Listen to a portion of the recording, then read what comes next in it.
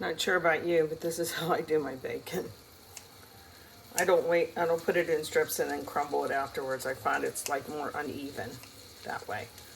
Now my kitchen shears aren't really that great right now, but this way I can get them more even too. I've been making bacon in the oven ever since I worked in restaurants because you learn, unless you want the bacon grease.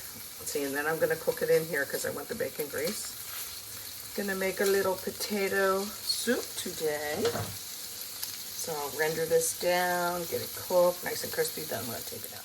I don't like to wash potatoes first, especially if I'm going to, well, I have to if I bake them. But if I'm going to cut them up into cubes, these are so filthy. I have to take my scrubby and scrub under the water. Why? When I'm gonna throw these away anyway. So what I do is I make them like this, and see they're still dirty, but I'll cut them in cubes, put them in my colander, and then wash them, and boom. I like a little potato flavor still on there. No bite. Sometimes I make potato soup, or I'll make potato cheese ham soup or whatever, but this is potato soup with bacon and whatnot. I want them this time to be smaller little cubes, so I don't just like chop them willy-nilly and hope they disintegrate. So what I do, and yeah, this isn't even washed yet, I'm going to cut this part into threes. I know I should have my mats a little more secure, but I don't. I'm in a hurry.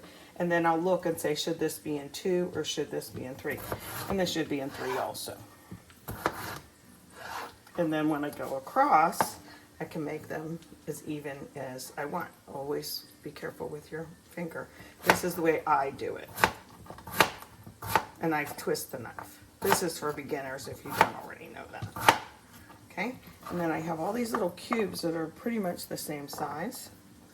I'll get those in my sculabasta, as we used to call it growing up. And I think that these 3 potatoes are going to be enough for my little pot of soup. And I'll wash them off, okay, in here. Okay, my bacon's crumbling. I had to stir it a little bit. There was one piece of bacon I did in there with the rest of them, and I stirred just as much, but as you can see, it's not evenly cooked.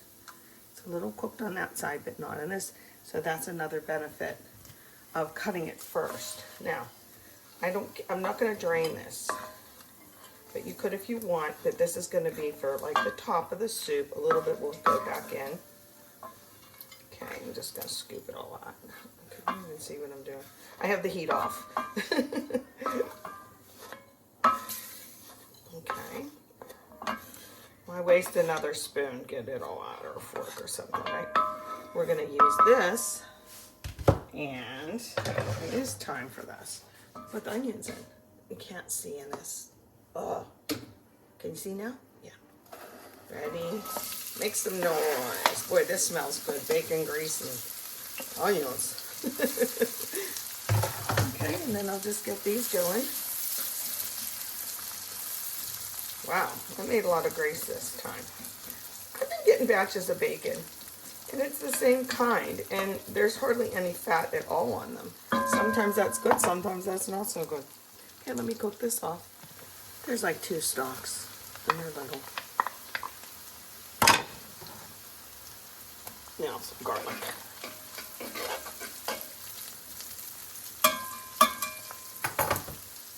I'd like to say as soon as you can smell the garlic, it's really probably enough, okay? So I'm going to put in chicken broth, or use your own. Even if you use bouillon, that's okay. How much? I don't know. That's all I have in here. I can add more, right, later. So I'm going to get the potatoes back in now. Here's our clean potatoes going in the pot. And this could be a barometer on how much liquid you want too. But I'm going to do something a little different this time. Okay, normally I would put more water in so that these are really submerged because they'll blow up a little bit. But I'm going to put in something now that's a surprise. Let me get it. Here we go. Heavy cream. Normally, I would definitely do this towards the end. But this time, I'm not going to. Speaking of time, I didn't even do that on purpose. If you want to season this, put more celery seed in, put some salt and pepper in. I'm going to do that a little at the end. I don't love thyme. I don't love the herb thyme, but I know it's pretty standard in some chowders and soups like this. So these are gonna cook in the heavy cream. And I mean on low. So, ooh, that's a good old glug. That's probably almost half the carton. So this is different, believe me, than my regular. I need some pepper. I want to put pepper in right now, but I won't. Okay. See if it looks better. Yeah. Okay, let's get her on low. Here it is. This did not take long at all.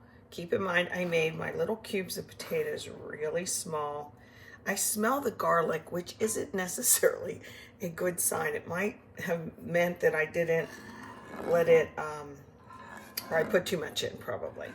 But is there such a thing as too much garlic? I'm not sure.